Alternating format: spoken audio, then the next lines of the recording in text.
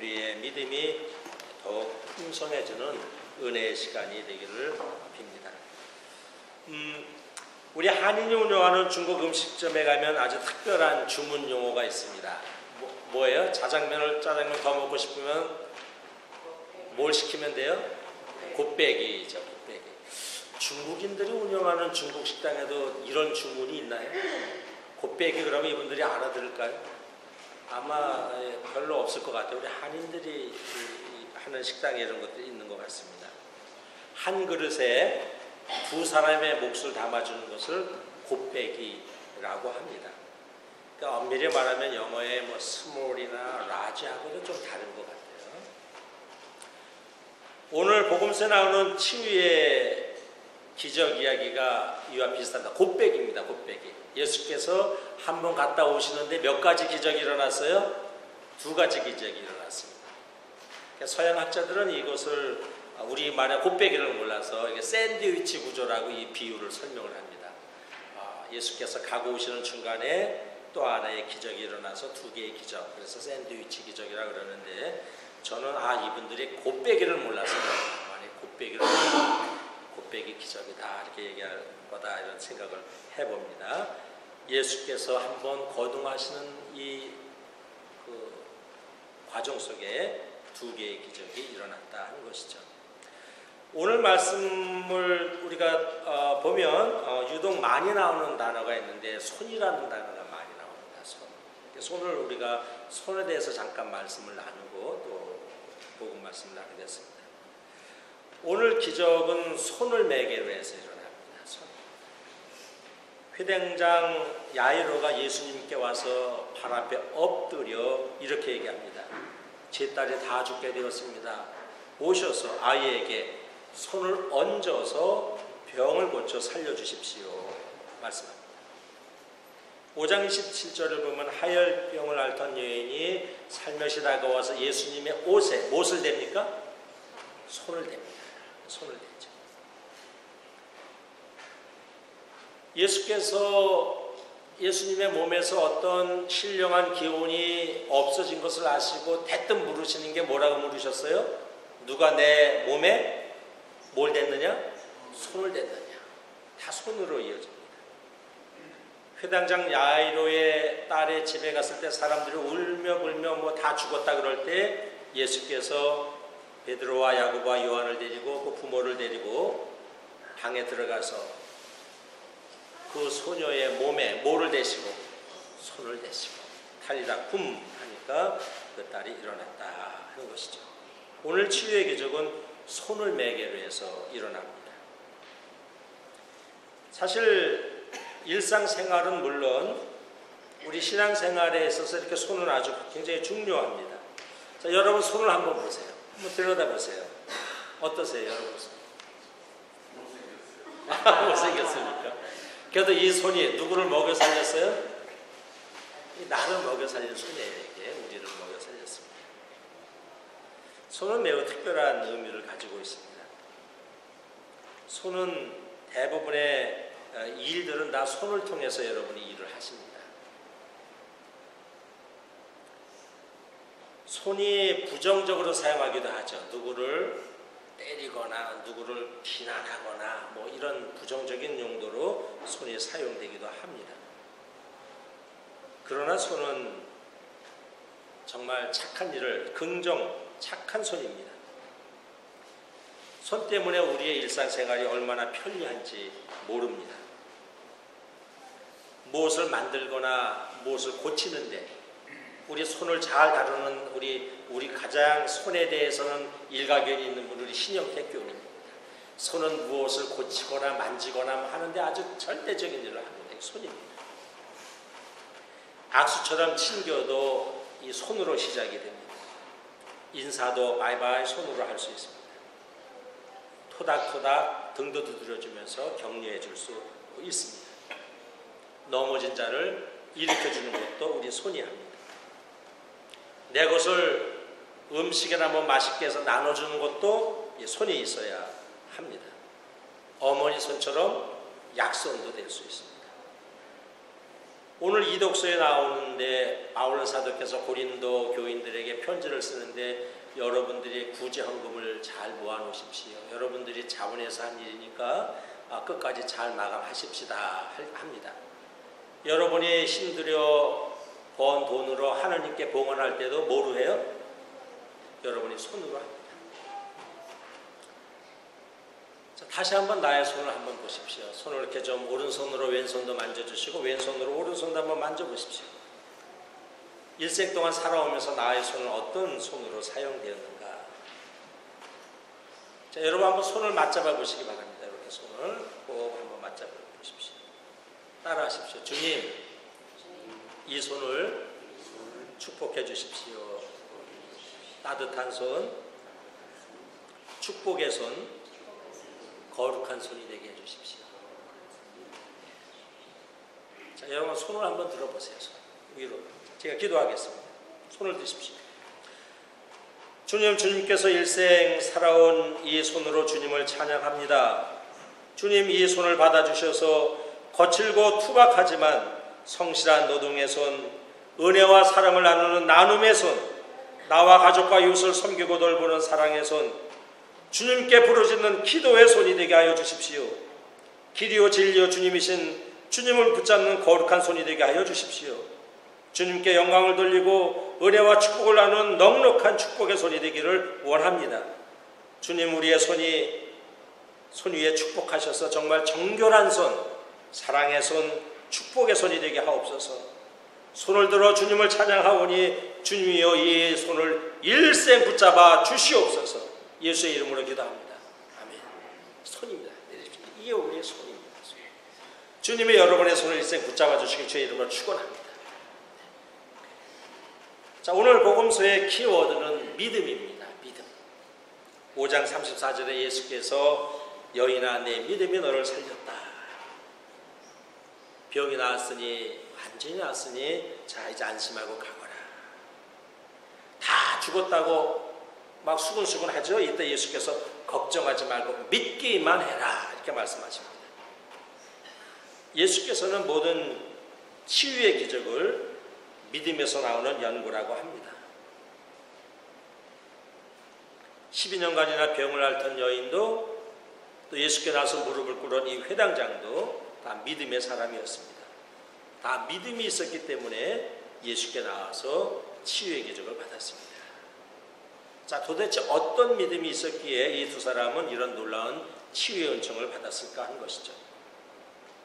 자, 여러분, 우리 한번 믿음에 대해서 잠깐 생각해 보겠습니다. 뭘 믿음이라고 하죠? 한번 여러분 생각 한번 말해보세요. 뭘 믿음이라고 하는가? 믿음의 정의 한번 내려보죠. 요즘 월드컵이 한창입니다. 며칠 전에 대한민국 월드컵 팀이 세계 축구 랭킹 1위 어디를 이겼어요? 독일을 이겼습니다. 축구계의 대이변입니다. 그러자 영국의 한 축구인은 축구에 대한 자신의 데피니션을 바꿉니다. 1990년대부터 2014년까지 정말 독일 축구팀은 세계에 늘 상위 랭커였습니다. 가장 잘하는 팀 중에 하나였습니다. 그러자 영국의 축구인은 1990년도부터 자기의 축구에 대한 데피니션을 이렇게 했다고 합니다. 축구란 단순한 게임이다. 22명의 선수가 공 하나를 쫓다가 결국 독일이 이기는 경기다. 그 사람은 축구의 데피니션을 이렇게 내렸어요. 근데 이번에 우리 대한민국이 독일을 이기고 나서 이제 나의 데피니션을 바꿔야겠다. 축구는 단순한 경기다. 22명이 공 하나를 갖고 쫓다가 독일이 지는 경기다. 질 수도 있다. 이게 축구다. 이렇게 바꾸겠다고 합니다. 자, 축구에 대한 데피니션. 자, 믿음에 대한 여러분의 데피니션, 여러분의 정의는 어떻습니까? 믿음. 아마 여러분 나름대로 다 지금 믿음은 어떤 거야 하는 것이 여러분 생각에 있을 것입니다. 히브리서는 이렇게 믿음을 아주 교과서적으로 성경적으로 정의합니다. 믿음은 바라는 것들의 실상이요 보지 못하는 것들을 믿는 것이다. 이렇게 믿음을 얘기합니다. 우리가 시간이 많지 않아서 여러분들의 의견을 다 들을 수는 없지만 믿음은 예수가 우리의 구세주요, 하나님이 보내신 분이요, 또 우리가 하나님을 사랑하고 하나님이 사랑하는 모든 것을 사랑하는 것, 이것이 우리의 믿음입니다. 구약에서는 믿는다라는 단어를 아만, 그냥 오늘 우리가 말 아멘입니다. 아멘. 이게 이 어떤 이거의 명사이 아만입니다. 아만. 또 믿다는 에흐다, 이렇게 얘기합니다. 아만, 에흐다. 그 뜻은 뭐냐면 창세기 15장 6절에 아브라함이 야훼를 믿으니, 이게 아만으로 나옵니다. 믿으니, 아만. 그 뜻은 뭐냐면은 진실한 것, 성실한 것, 신실한 것, 이것이 믿음의 정의의 속성입니다. 진실하고 성실하고 신실한 것. 신약 성경에는 믿음이라는 말이 피스티스 또는 피스튜오 그럽니다. 피스티스는 믿음이라는 명사고 피스튜오는 믿다라는 동사입니다. 다 견고함, 확실함, 신실함이라는 뜻을 가지고 있고, 그래서 동사로 말하면 내맡기는 것, 의지하는 것, 위탁하는 것, 신임하는 것, 이런 의미를 가지고 있습니다. 아만, 에흐다 또는 피스티오, 피스티오다, 같은 의미입니다. 자, 믿음은 그냥 접어로 말하라고 하면은 절대적인 진리에 자신을 내맡기는 고백적 행동, 이 믿음이 아닌가 그렇습니다. 믿음은 절대적인 진리, 어떤 신념 체계가 있어야 됩니다. 거기에 자기를 내맡기는 것이죠. 그리고 거기에 고백적인 행동이 들어가야 합니다. 그런데 우리가 믿는다고 하지만 절대적인 신념 체계가 없으면 이것은 믿음이 아닙니다. 예를 들어서 북반구에 사는 사람들이 나는 서쪽에서 해가 뜬다고 믿어. 아무리 믿어도 그것은 믿음이 아닙니다. 강도들이 오늘 밤에 내가 도둑질할 때 정말 하나님이 지켜주셔서 안 들킬 거야, 이런 건 아무리 믿어도 이건 믿음이 아닙니다. 절대적인 좋은 신념 체계가 아니기 때문에 이런 것은 믿음이라고 볼 수 없습니다. 믿음이란 절대 진리, 절대 신념 체계에 자기를 내맡기는 고백적 행동, 이런 것이 있을 때 우리는 믿음이라 할 수 있습니다. 오늘 해당장 야이로와 12년 동안이나 병을 앓던 여인은 우리에게 믿음이 어떤 것인지 보여주는데, 자, 이 두 사람이 우리에게 보여준 믿음의 두 가지 모습을 보면, 먼저 믿음은 자아와 허위의식을 내려놓는 것입니다. 이게 믿음의 첫 번째 모습입니다. 믿음은 기본적으로 여러분이 가지고 있는 어떤 것을 내려놓는 것입니다. 자, 여기 제가 이게 어디로 갔죠? 여기 제가 벽돌을 갖다 놨는데, 제가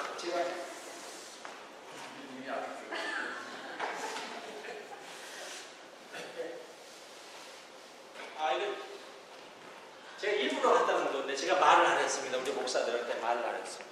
자, 이게 돌덩이라고 하십시오.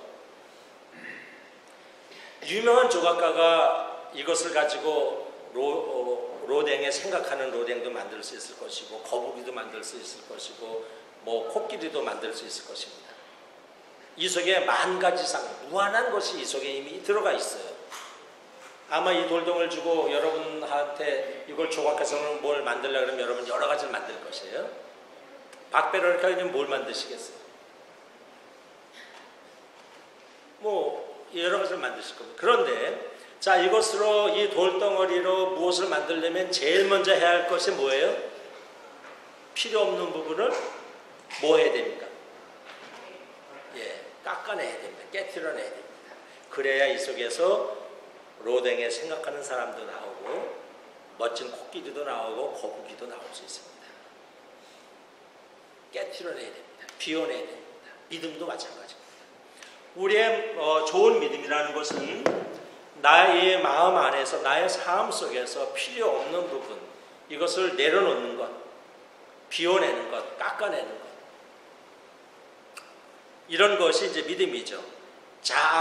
자아의식, 허위의식, 체면의식, 의심, 욕심, 이런 것들을 다 하나씩 내려놓는 것, 그럴 때 우리 마음 안에서는 아주 멋진 그 이상적인 믿음이 나오는 겁니다. 필요 없는 부분을 다 깎아내면 멋진 어떤 것이 나오듯이 우리 마음 안에서 이미 필요 없는 그런 부분들, 세속적인 것을 하나하나 내려놓을 때, 깎아낼 때, 비워낼 때 그 안에서 아주 멋진 것들이 믿음이 나오는 것입니다. 자, 오늘 한 회당장이 예수께 와서 발 앞에 엎드려 이야기합니다. 엎드려. 자, 잘 생각해 보세요. 이때까지 예수님은 우리가 알고 있듯이 유명한 대학 나오셨어요? 안 나왔습니다. 누구한테 열심히 어느 그 당시 훌륭한 스승한테 배웠다는 기록이 없습니다. 가방끈이 전혀 없는 분입니다. 예수님의 감은 별로 내세울 거 없습니다. 집안이 지지리 가난합니다. 겨우 입에 풀칠하는 그 당시에 가장 보통 사람들이 할 수 있는 직업이 예수님 집의 직업이었습니다. 경제적으로도 사회적으로도 예수님 내세울 곳이 없습니다. 학위도 없습니다. 예수님은 무명의 떠돌이 선생이었습니다. 그런데 회당장은 어때요? 회당장은 그 당시 지역사회 가장 지체가 있고 명망가이고 리더입니다. 그런데 회당장이 무명의 떠돌이 선생한테 와서 무릎을 꿇습니다. 여러분 같은 거 가능하시겠어요? 쉽지 않습니다. 근데 회당장은 자기 딸을 살리기 위해서 별로 정말 무명의 선생 앞에 와서 애걸복걸하는 그런 것이죠. 딸을 살리기 위해서 이 회당장은 모든 것을 다 내려놓습니다. 회당장이라는 사회적인 지위, 체면 이런 걸 다 내려놓고 이렇게 예수 앞에 나옵니다. 여러분, 우리가 믿음에 있어서 가장 중요한 것이 이겁니다. 내려놓음, 버림. 그런데 많은 분들이 신앙생활을 하면서도 아직도 버려야 할 것을 버리지 못하고 있습니다. 그러면 명품, 조각이 나올 수가 없어요. 떼낼 것은 떼내야 됩니다. 오늘 회당장은 바로 자기 딸을 살리고자 하는 그 마음이 너무 강해서 예수님 앞에 가면 나으리라는 그 믿음을 가지고 예수 앞에 나서 자기의 모든 것을, 자기의 체면, 허위의식 다 내려놓고 예수 앞에 자기 딸을 살려달라고 얘기합니다. 모든 것을 내려놓습니다. 여러분, 여기서 치유의 기적이 일어납니다. 여러분, 신앙의 기적도 마찬가지입니다. 여러분, 내가 마음속에 예수 앞에서 정말 세상의 어떤 것들, 또 인간적인 생각들, 세상적인 어떤 것들, 이걸 다 우리가 내려놓아야 합니다. 여기서 믿음의 기적이 일어날 줄로 믿습니다. 그 다음에 다음으로 이 믿음의 또 다른 모습은 믿음에는 간절함 또는 정성이 있어야 합니다. 믿음의 다른 말은 간절함이고 정성입니다. 믿음의 간절함이 없으면, 믿음의 절박함이 없으면, 믿음의 정성이 없으면 그것은 철학이고 그것은 사색입니다.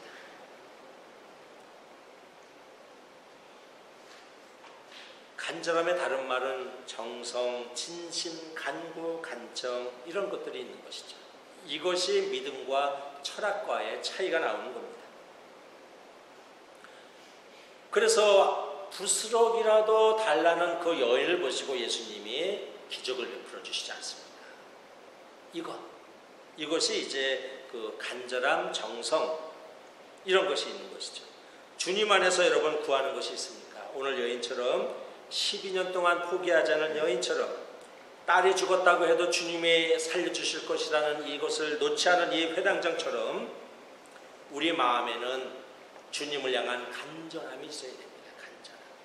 정성이 있어야 합니다. 정성. 오늘 이 시간 우리의 믿음 속에 간절함과 정성이 충만하길 주의 이름으로 축원합니다. 이것이 있을 때에 믿음의 기적이 일어납니다. 간절함의 다른 말은 확고함이라고도 말할 수 있습니다. 확고함.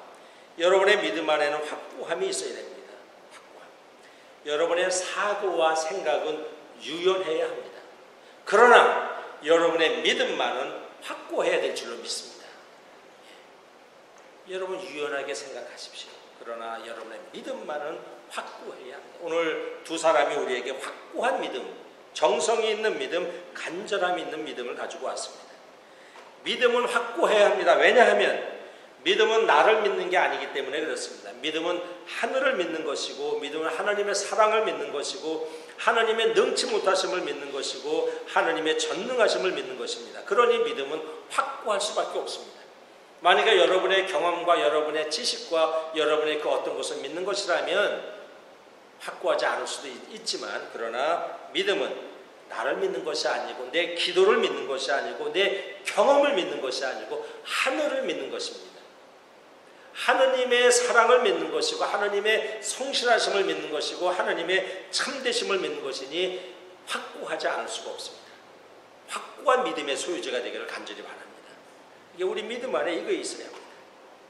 그럴 때 우리는 예수님처럼 탈리다 쿰 할 때 죽은 자가 일어날 수 있습니다.